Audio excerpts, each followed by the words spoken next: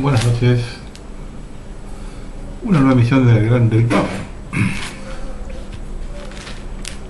Nadie, absolutamente nadie, puede acusarme de kirchnerista. 200 videos dicen todo lo contrario. Y en cuanto al tema del atentado a la DAIA, no a la AMIA. Esa fue la versión oficial, para recaer toda la responsabilidad en una mutual y no sobre la entidad madre de la actividad. Y no lo digo yo, lo dicen mismos representantes de la colectividad judía, que se oponen a la historia oficial del atentado. Aclarado esto, he tocado más de una vez el tema. Incluso he hecho un programa de historia pasando un video donde miembros de la misma colectividad demuestran las falacias de todo esto. El gobierno de Irán no tiene absolutamente nada que ver con los atentados. Incluso se presenta un documento secreto en ese video, enviado de Israel a pocas horas del siniestro, ordenando que la versión oficial sea que el responsable es Irán, y comunicando la inmediata llegada a Buenos Aires de un emisario del gobierno de Tel Aviv. Además, el accionar de Nisman como fiscal de la causa está archidemostrado. Por otro lado, el juez Bonadío toma esta determinación luego de que Cristina juró como senadora. Lo que, si bien somos tontos, no tanto, señor juez. Cada vez más evidente el pacto PROCA. La parte jurídica no resiste menor análisis y debería explicar por qué no detuvo a los legisladores que lo votaron. Y también recordar que el juez Bonadío tuvo esa causa hace años y también fue echado por encubrimiento, porque encubría en esa causa a gente vinculada a Macri, al Pino Palacio sobre la cabeza. Contrasentido, él había sido expulsado de esa causa y ahora la toma de vuelta. Lo había expulsado por encubrimiento y ahora toma la causa por encubrimiento. Pasa únicamente en Argentina. Y si vamos a analizar todo, los socios de Sigamos, la Unión Cívica Radical, deben dar una explicación acerca de Fernando Esteche, líder de Quebracho, puesto que su aparición en sociedad fue el 9 de septiembre de 1988, en la manifestación que tenido con el saqueo de Modar, ¿se acuerdan? Y siempre se lo vinculó a los sectores de inteligencia, y en ese tiempo gobernaba Alfonsín, y el ministro era Alcotino Siglia. ¿Es otro caso donde los políticos los usan de forro? Esto a todas luces es una medida de distracción para tapar los efectos causados por la desaparición del submarino, el conflicto mapuche y la expoliación de los jubilados. Que Cristina saque en las primeras planas todo lo demás. De hecho, a la conferencia de prensa de ayer del capitán Balbi fueron 3 periodistas. También hay que tener en cuenta que un dictamen como este de Bonadío lo puede dictar solo con el visto bueno del sector político de la Corte. Le va a salir muy caro a Macri y a los argentinos si el gobierno acuerda con esta justicia. En el exterior se debe estar frotando las manos. Argentina gobernada por estos 3 poderes, como está para el cachetazo, el saqueo y los grandes negociados. Pero tampoco hay que descartar una maniobra política del sistema en caso de que Macri no pueda controlar la situación. Por lo tanto, se debe tener a Cristina a mano. No hay otro político que pueda garantizar la gobernabilidad con saqueo. La única Cristina Fernández. Sáquense el árbol de encima, vean el bosque bien visto, analícenlo con tranquilidad y díganme si este plan de saqueo hay alguien más capacitado para llevarlo adelante que Cristina Fernández, asegurando la gobernabilidad. Por eso digo, no sea cosa que estén preparando otro 17 de octubre.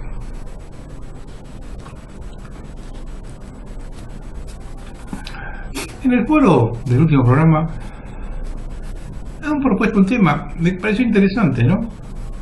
Se preguntaba el oyente, ¿por qué somos tan idiotas los argentinos? Es la pregunta del millón. Quizás la pregunta más difícil de abordar. Y por lo que voy a decir recibiré muchas críticas. Porque aquí la cuestión es que en todo el mundo la política de derecha global es la misma. Sin embargo, en otros países la reacción de la gente es diferente. Creo que tiene que ver con la libertad. Tenemos que buscar un punto de partida donde apoyarnos para empezar a unir cabos sueltos. Partamos desde Caseros por la cuestión de que hasta ese momento vivíamos en una guerra civil permanente y que al desaparecer de la escena política Juan Manuel de Rosas, se da la circunstancia que quedaba un solo bando en el país. La famosa grieta siempre estuvo. La originaria entre unitarios y federales.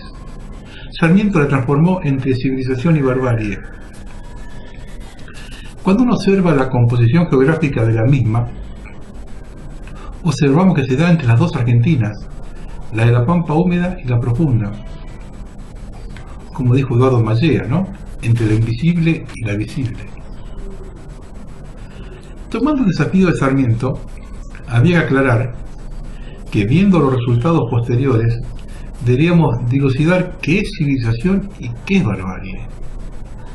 Y aquí tenemos que resaltar bien la diferencia entre educación e instrucción. Instruir es transferir conocimientos, enseñar, informar. Educar, en cambio, es formar, civilizar. En función de esto tenemos dos certezas.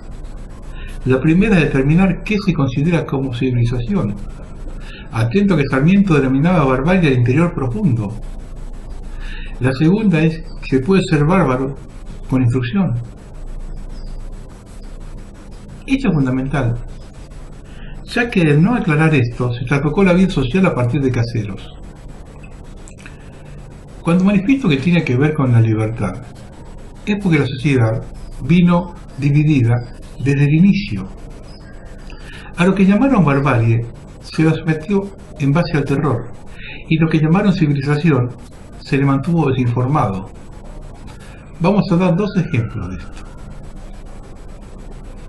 El primero en boca del mismo Sarmiento, textual. Nuestra base de operaciones ha consistido en la audacia y el terror que, empleados hábilmente, nos han dado este resultado admirable. Los gauchos que se resistieron a votar por los candidatos del gobierno fueron encarcelados, puestos en el cepo, enviados al ejército para que sirviesen en la frontera de los indios, y muchos de ellos perdieron el rancho, sus escasos bienes y hasta su mujer. Pusimos en cada parroquia cantones con gente armada. Bandas de soldados armados recorrían de noche las calles de la ciudad acuchillando y persiguiendo. Fue tal el terror que sembramos entre toda esta gente con este y otros medios que el día 29 triunfamos sin oposición. Es una carta que le manda a su pariente Domingo de Oro del 7 de junio de 1857 respecto al triunfo de las elecciones de Buenos Aires en ese año.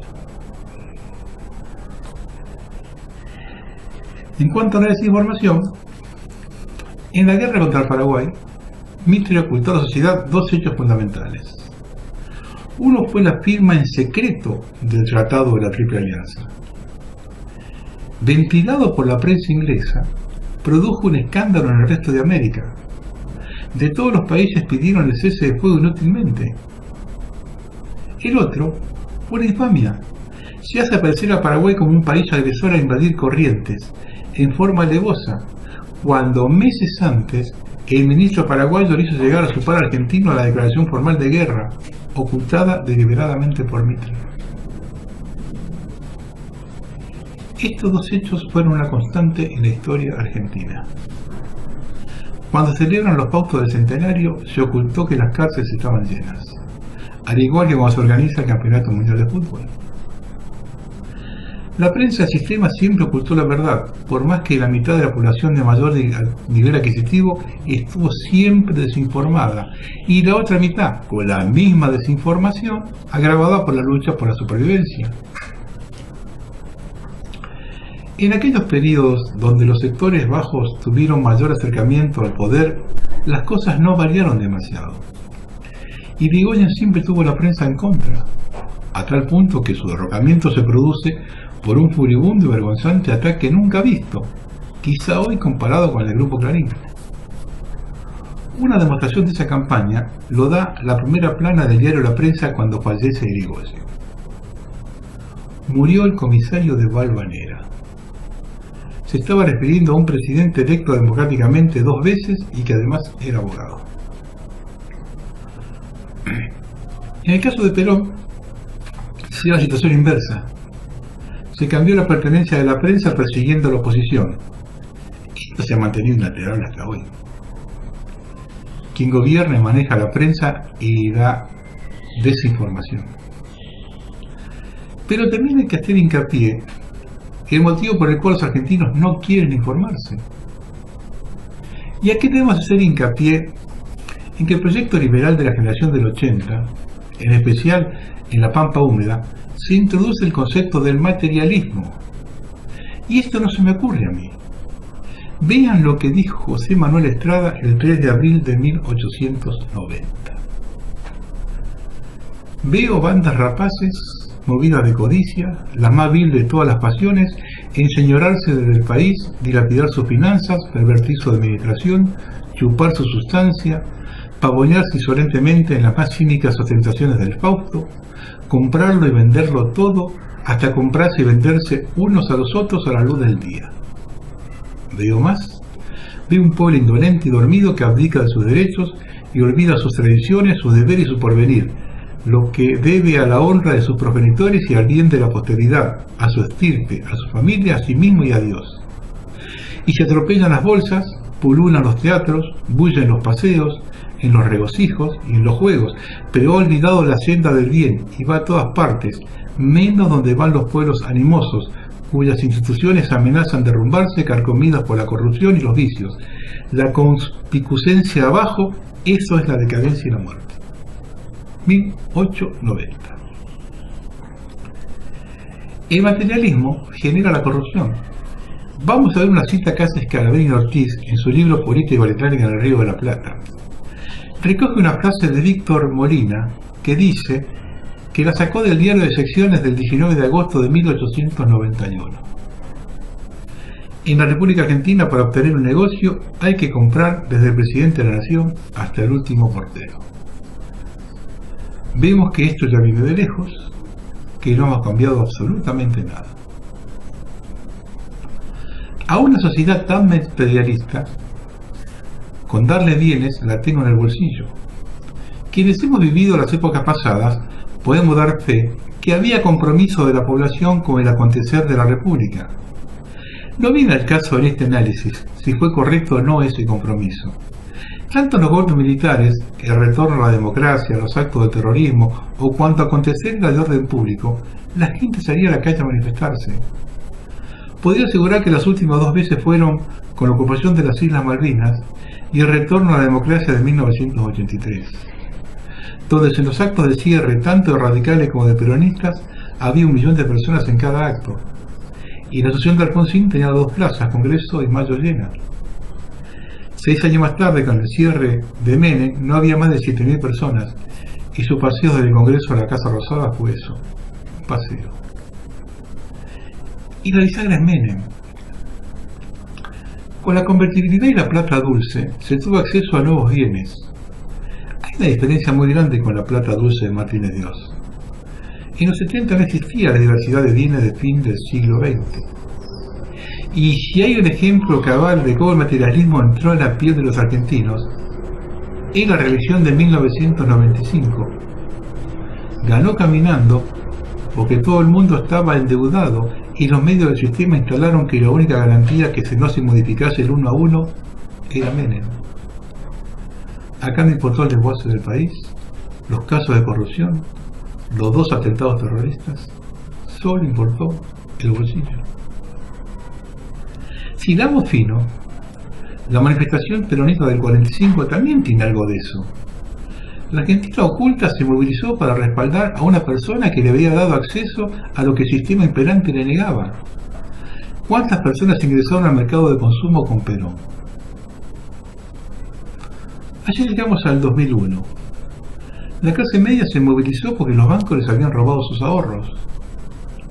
Y en 2008, el campo sale a la calle cuando le mete la mano en el bolsillo. Antes no le importó absolutamente nada de lo que aconteciese en el país. Y una demostración cabal de lo que es esta sociedad lo da el celular. Bien. Yo lo tengo de 1996, es decir, no reniego con la tecnología. Mi aparato es este. Bien, esto. Que se están cagando de risa más de uno. ¿Ven? Esto es el aparato. Es un teléfono que me da la posibilidad de estar comunicado en todas partes. Eso es lo que pretendo yo de esto. Esto es otra cosa.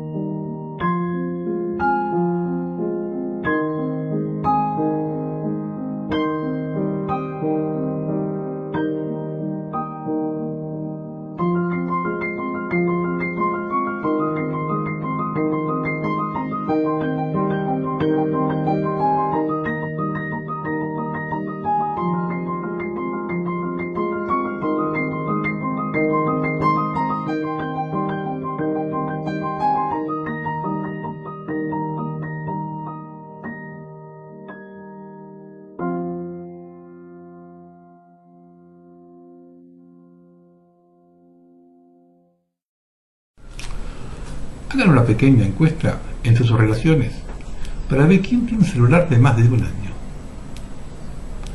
En nuestro país nos estiman que viven 44 millones de personas. Entre recién nacidos y personas de 100 años, hay 40.875.900 líneas de celulares habilitadas. Locura, ¿eh? El celular es el alimento perfecto para mantener a la gente aislada, encerrada en su propio mundo. La herramienta perfecta para dominar la mente del individuo. Han descubierto la forma de arriarnos hacia donde ellos quieran, hacernos vivir en un mundo intrascendente, donde pensamos y actuamos tal cual el sistema lo programa.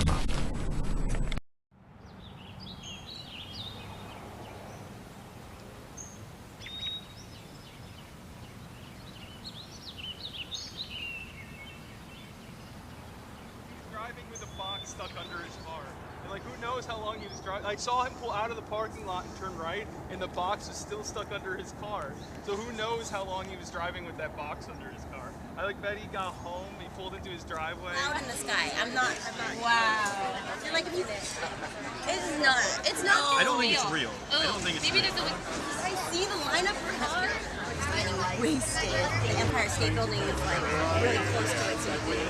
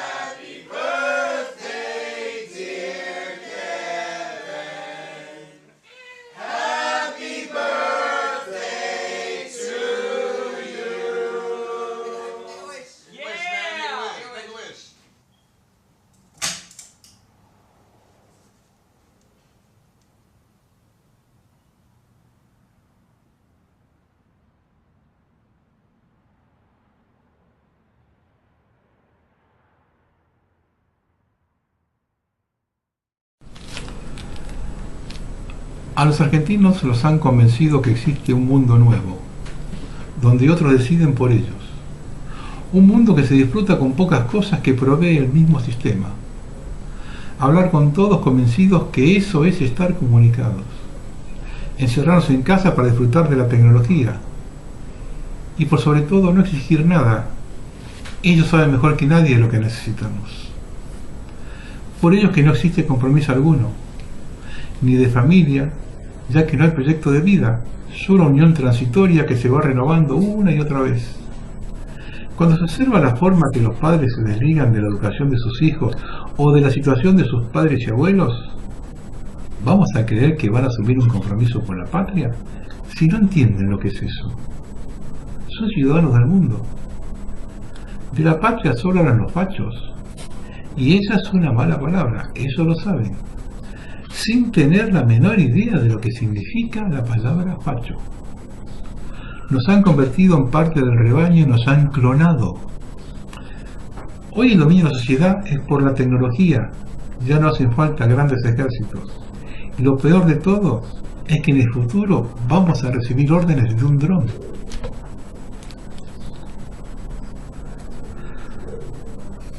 Vamos a volver con el tema este del submarino, que tan hábilmente lo han tapado con el affair de Cristina Fernández y sus amigos. Porque, a ver, ¿se lo quiere encontrar? No. Balbi acaba de decir hace un rato que encontrar el submarino es como encontrar un cigarrillo verde en una cancha de fútbol. Es decir, están abriendo el paraguas que no lo van a encontrar. Y no lo deben querer encontrar. Porque encontrarlo significaría buscar un responsable por la situación como se lo encontró.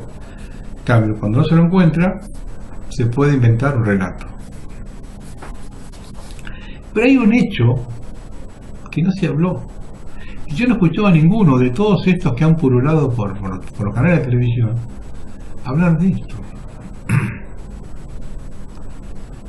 En la actualidad, estos artículos más o menos veteranos que saqué por internet. En la actualidad Argentina posee 2 submarinos a medio terminar almacenados en un galpón a la espera del presupuesto y una decisión política que no llega. Fue en la década del 70 cuando Argentina se embarcó en un ambicioso proyecto de reequipamiento naval que consistía en poseer hasta 8 submarinos. Así, en conjunto con Alemania, Argentina cerró negociaciones de cooperación en materia de ensamblaje para 6 submarinos, de los cuales 2 vendrían armados de Alemania, mientras que el resto se construirían completamente en el país. Los 4 submarinos entregados por Horwaldswerke Deutsche Werft de Alemania al astillero Domecq García, único astillero para submarinos de la época de toda Latinoamérica, entre los años 84 y 85. Es decir, fue construido para eso el astillero. Ojo, que no es lo mismo que mandar un submarino al lado de un astillero. Tristemente, el proyecto fue cancelado en la década del 90 bajo la presidencia de Carlos Saúl Menem, ocasionando el cierre de las instalaciones y la detención total de la construcción de los 4 submarinos. Sin embargo, 2 de los submarinos se encontraban en un alto grado de avance, el Santa Fe y el Santiago del Estero. La construcción de Santa Fe fue suspendida en 1994 y se estima había avanzado hasta un 74%. Asimismo, sigue tambaleando la idea dentro del Ministerio de Defensa de proseguir con la reconstrucción de los submarinos y de reequipar a cada uno de ellos con un reactor nuclear. Según especialistas, el candidato ideal para encabezar dicho proyecto sería el ALA Santa Fe, aunque se estima que el costo de terminación rondaría los $60 millones. El trabajo sería realizado en colaboración entre el Ministerio de Defensa, encargado de la reconstrucción del buque, y la Comisión Nacional de Energía Atómica, encargado de la tarea de adaptar un reactor mediano CAREN al submarino.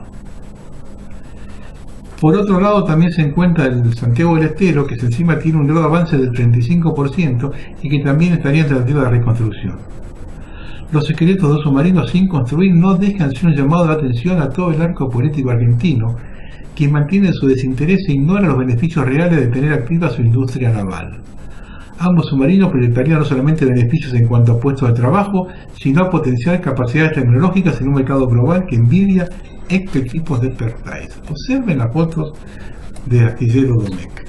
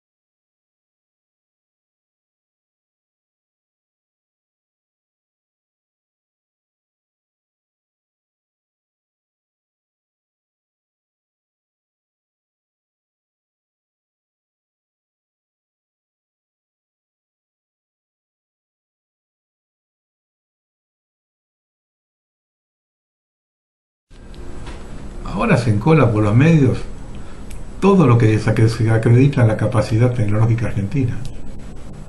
Aún no ha aparecido, pero ya se sabe que es perfecto todo para colapsar por un mal hecho de la reparación de media vida. Vamos a hablar de ello más adelante. Pregunto, ¿ese reactor Karen que le iban a poner al Lara Santa Fe, ese mismo que se está enviando ya se envió a Formosa? Y otra pista, porque eso es una pista, ¿no? Por el cual había que abordar el tema de los submarinos en Argentina, el submarino nuclear.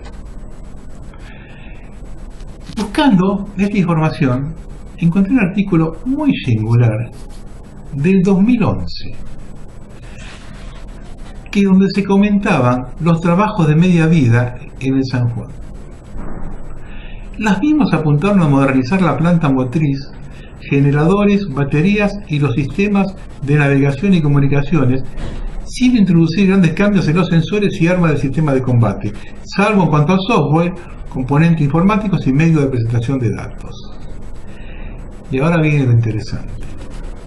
En ese aspecto quedaría pendiente la integración de un nuevo sonar, de un nuevo periscopio de ataque, el recambio de las superficies de control y hélices para reducir el efecto sónico y aumentar la invisibilidad del sumergible, la modificación de los tubos lanzatorpedos para lanzar misiles como el SM-39 Exocet.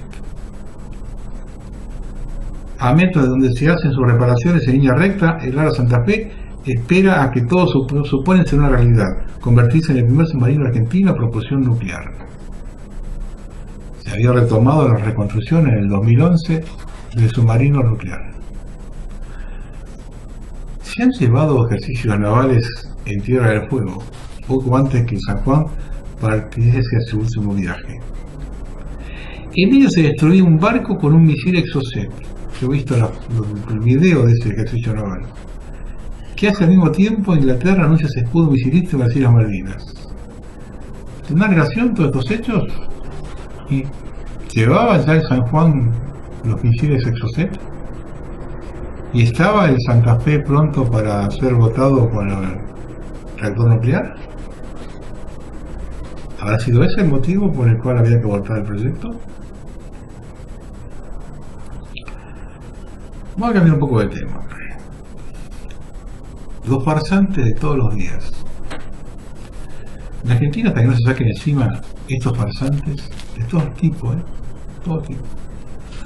Horacio Pechi Quiroga atraviesa su cuarto mandato como intendente de la ciudad de Neuquén.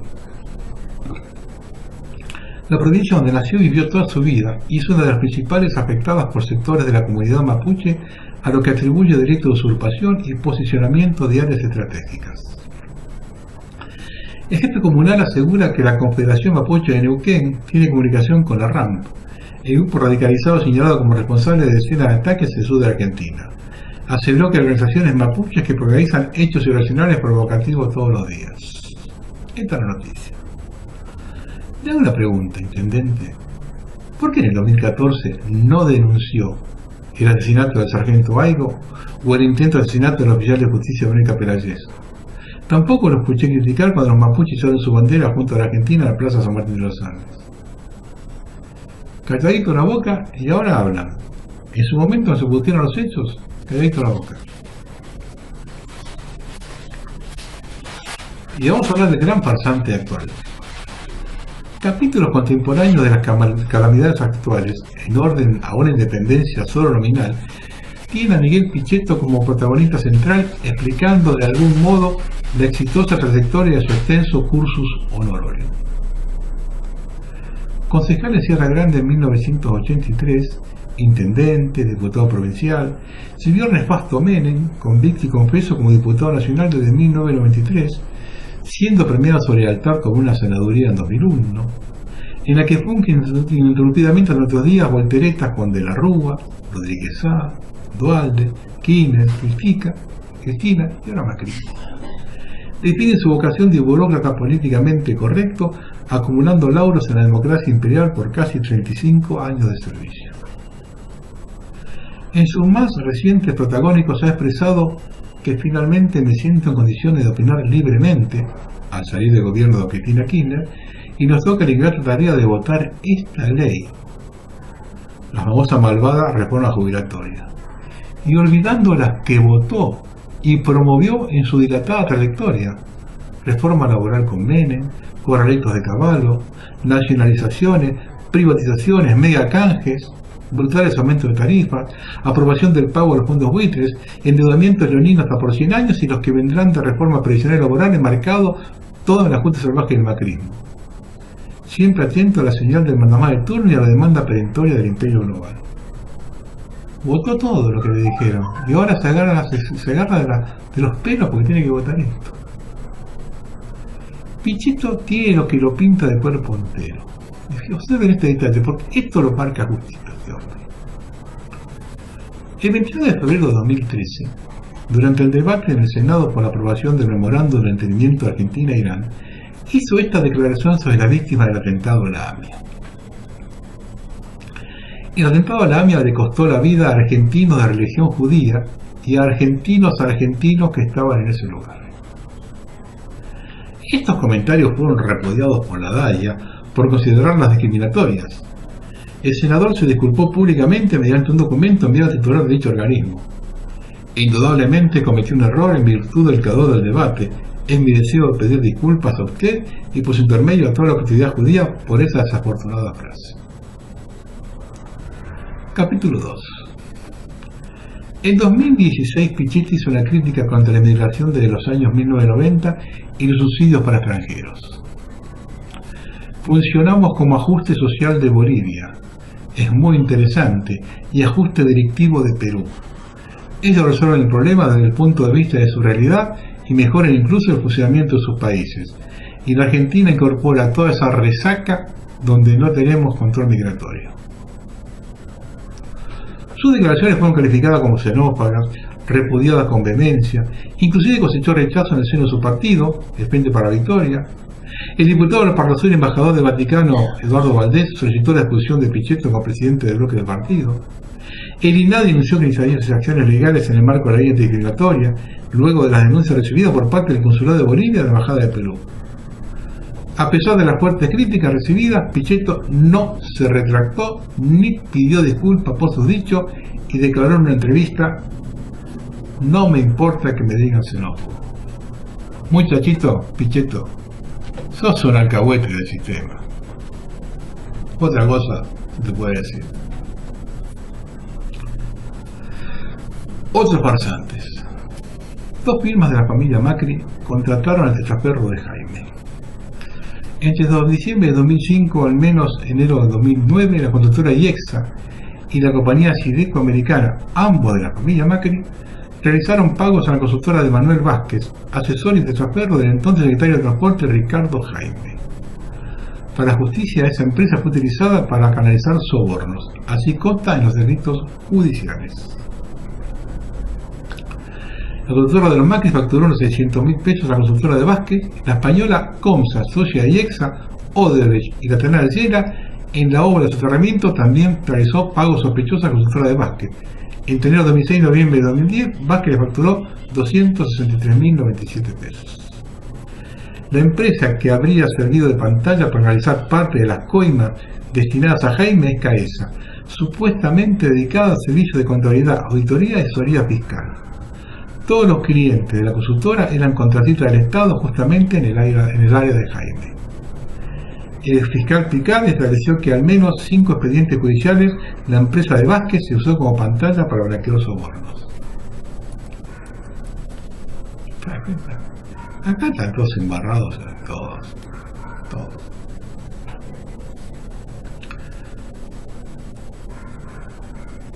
Voy a contar una cosita que el surdaje apátrido colaboracionista Hoy Pro Mapuche oculta. Esto es un extracto de un artículo más largo que escribió Marcelo Duclos. Es un hecho desconocido. Los hechos transcurrieron en febrero de 1989. Hace tan solo 28 años, uno de sus demonios predilectos fue homenajeado por el idealizado pueblo ancestral mapuche. Antes de abandonar el poder, el general Augusto Pinochet tuvo una reunión con los grupos pertenecientes a los consejos regionales mapuches que lo nombraron nada más y nada menos que Fausta Lonco, que significa gran autoridad. El diploma que le fue integrado a uno de los personajes más denostados por los manifestantes pro-mapuches de hoy en día confirma que la Junta General de Loncos y Caciques de Nueva Imperial y de las 30 comunas de la 9ª región de la Araucanía acordó nombrar a su excelencia el presidente de la República, capitán general Augusto Pinochet Ugarte, Ulmen Futa Lonco. Las políticas del gobierno militar en Chile, que generaron este vínculo entre Pinochet y los mapuches, tuvo que ver con el traspaso de tierras a miles de familias indígenas. Entre 1978 y 1990 se entregaron 69.984 títulos de propiedad individual, no colectiva. Por ese entonces, los referentes mapuches no consideraron su nueva propiedad privada una ofensa para sus ancestros. Esto es lo que voy a poner en claro especialmente, es que el reclamo mapuche no es viejo. Es algo que surgió ahora cuando comienza a tomar el color en plan andimia. Veamos la foto de Pinochet con los mapuches.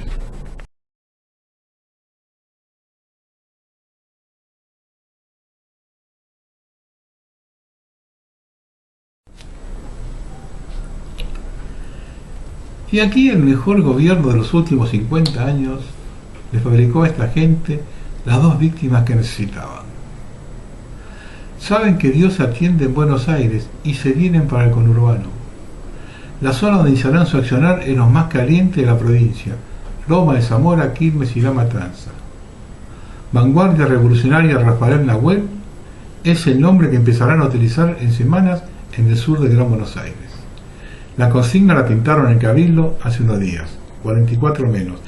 Veamos el grupo de organizaciones mapuches que ya están en Buenos Aires.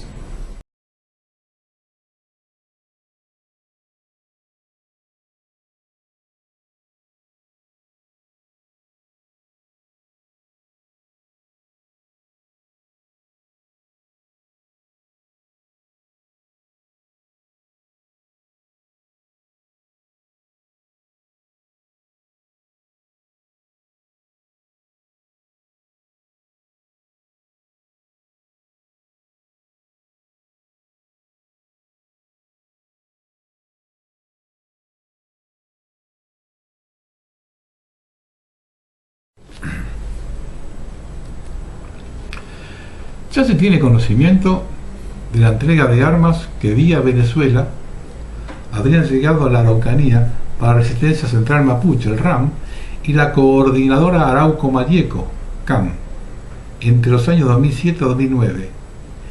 Yo voy a pasar de vuelta un video que pasé en un programa del 2014, un programa grabado en Chile, donde hablo arrepentido de la CAM, para que vean que yo desde el 2014 estaba con esto. 2013, fin de 2013, empecé con esto. Este video lo pasé en un programa del 2014. Acá de un televidente que la consideré muy pertinente, dice @lalo_cura, dice: ¿por qué Castro Antipán, tras el allanamiento a su casa en Temuco y su casillero en Coyhaique, no se automarginó de la CAM? Porque también podría haber sido un paso mucho más sencillo, definitivamente automarginarse de la coordinadora Arauco Mayeco, más que entregar información a Carabineros. Sí, pero si me hubiese marginado de la coordinadora Arauco Mayeco, bueno, en ese momento también tampoco lo pensé, pero si me hubiese marginado, las investigaciones que hacía la policía en ese momento igual apuntaban hacia mí, igual me allanaron en mi domicilio, ¿me entiendes? Entonces ya está bajo los ojos de la inteligencia. Y de haberme podido salir, lo tendría que haber hecho en el año 2007. Hay algunos que hablan de una militarización por el del pueblo mapuche en la zona de la Araucanía. ¿Es así, a tu juicio? Yo no encuentro que la Araucanía esté militarizada, porque los lugares que están en conflicto están militarizados. Pero tú, por ejemplo, podés ir, no sé, a a Villarrica y podéis tranquilamente y no veis carabineros, no veis garitas de carabineros, no veis carabineros con UCI, los caminos, controlando de nada. Pero tú me dices, aquellos que están en conflicto están militarizados. ¿Qué significa que estén militarizados? Que tienen un mayor control por todos los atentados que han ocurrido. Tienen un mayor control de carabineros. Pero ellos mismos tienen una organización militar, tienen armas, tienen puestos claros establecidos, formas de trabajar, planes, estrategias. Sí. Hay preparación militar que viene directamente del extranjero. ¿De dónde? De la FARC y Sendero Luminoso. El Sendero Luminoso es de Perú y la FARC es de Colombia. Los líderes de cada órgano de resistencia territorial que están operando ahora en Temuco se fueron a preparar a Colombia y a Perú, al Sendero Luminoso. ¿Tienes información de en qué año se dio eso? Esas preparaciones se dieron desde el año 2006, 2005, 2006, 2007. ¿Y esas instrucciones las recibieron quiénes? Los líderes de la coordinadora Arauco Mayeco. ¿Quiénes son? Está Ramón Yanquileo, José Buenuche, está Mauricio Guayquilao, está Tralcal. Todos los líderes de cada órgano de resistencia se fueron a preparar al extranjero y tienen preparación paramilitar guerrillera. Los que nombraste están en este momento en la cárcel, ¿no? Hay algunos que están en la cárcel y otros que están libres. ¿Los que están en la cárcel siguen operando? Desde la cárcel, sí. ¿Cómo lo hacen? Bueno, en el año 2009 la forma en la que lo hacían era que a la parte donde se le hacía el atentado se le hacía un estudio anterior de 1 o 2 días. No era como que dijeran, oye, se juntaban en la noche y decían, oye, vamos a quemar camiones. No, era una preparación anterior, un estudio anterior que le hacían al lugar que iban a atentar o al camión que iban a quemar, no al camión, sino que a la parte de la ruta, de la carretera donde iban a operar. Y después, cuando ya estaba todo listo, se le pedía la autorización a los líderes que en ese tiempo estaban en la cárcel. Y ellos daban el visto bueno si se hacía el atentado o no se hacía. O sea, se realizaba un estudio previo de 2 o 3 días. Una vez recabada esa información, se le entregaba a los líderes que estaban en la cárcel, sí, y ellos daban el tic para... Señores, hace años que vengo diciendo que regresan los 70. Venezuela es la punta de lanza como lo fue Cuba entonces. Algunos me dirán, detrás de Venezuela está Rusia. ¿Y quién estaba atrás de Cuba? ¿Confían en Putin? Cuando operaba la Unión Soviética, Putin era un comunista confeso, alto militar de la KGB. Y al caer la Unión Soviética, lo único que quedó en pie fue la KGB. Se hicieron cargo de Rusia y le entregaron todas las empresas estatales al sionismo. En un programa, de hecho creo que lo grabé en 2014, ¿sí? Me parece que todavía estaba en TV1. Cuando grabé este programa, donde lo mostré con nombre y apellido y la foto de cada uno de los sionistas que se hicieron cargo de las empresas de la ex Unión Soviética. Para algunos Putin es la reserva espiritual. Siempre acompaña al patriarca de la Iglesia Ortodoxa. Olstro, multimillonario integrante de la KGB. Para oyentes que me siguen de la zona, que les pasan datos, conozco perfectamente la presencia en el lugar. Estamos hablando de Neuquén, Río Negro, Chubut, de venezolanos y colombianos desde hace años. Con el gobierno que tenemos es tierra orégano para esta gente. Yo les aviso, cuando comiencen a operar, tengan en cuenta que en los 70 no existía la pobreza que existe ahora. Hoy son carne de cañón. Vamos a terminar. La Argentina es el país donde nadie se hace responsable de nada, porque todos los que tienen algo que ver con las decisiones tienen un muerto en el placar, y ninguno puede hacer olas porque la mierda los tapa. El juego de las escondidas es el deporte nacional. Con lo de Lara San Juan quedaron al descubierto todos.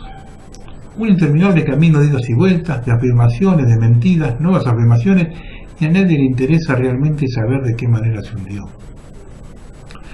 Si la causa es una deficiencia en el mantenimiento o en la famosa reparación de medio pelo, este gobierno, junto con la cúpula actual de la Armada, fueron quienes firmaron el remito del artillero. Por más que se arranquen con un marlo, una vez que se venció la garantía, anda a cantarle a Gardel. Por más que envíe un regimiento de trolls a los medios a sostener esa teoría. Si el problema es el mantenimiento, hay responsables que dijeron que podían navegar. No sea cosa que con el tema de los ejercicios militares con Estados Unidos se lo haya enviado sí o sí. Y acá también hay culpas compartidas, con y sin uniforme. Si lo que aconteció es que fue torpedeado, se topó con una mina inglesa o lo atropellaron pequeños chinos, con este gobierno acorde al nuevo orden mundial no lo vamos a ver ni el día del arquero. Lo único que podemos decir de nuestra propia ignorancia sobre el tema es que los satélites y otras hierbas que tienen las potencias detectan una piedra de basalto a 2000 metros bajo la cordillera y no pueden detectar un submarino en el lecho del mar a 200 metros de profundidad.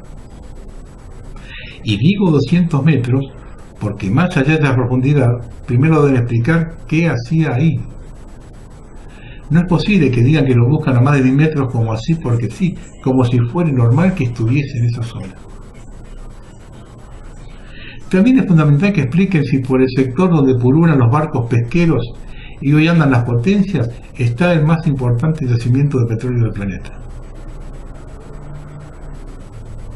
Muchas preguntas sin respuestas de un gobierno que ya perdió el rumbo, que está llevando al país a un callejón sin salida, con una deuda externa casi impagable, otra interna ingobernable por las altas tasas de interés que se están pagando, un dólar que solo le sirve a los importadores y a quienes veranean al exterior, y que no lo pueden tocar porque se le dispara la inflación y las tasas de Alevax. Una mancha de aceite que avanza lentamente, con una rara mezcla de pobreza e indigencia, con desocupación creciente y la sensación de la desigualdad latente. Tan perdido en su propio laberinto que mientras esquilma a los jubilados, le baja los impuestos a las trabacaneras. El verdadero mundo del revés. La señal de que hay que ir a los botes la van a dar las ratas cuando abandonan el barco y los cagones que hagan codo a codo para que no se caiga el sistema. En el medio, 44 millones de personas. Prisioneras, la verdad y la libertad. En las mazmorras de un sistema corrupto y corruptor. Enajenadas las conciencias en la machacona fragua de una opinión manipulada hasta la crueldad.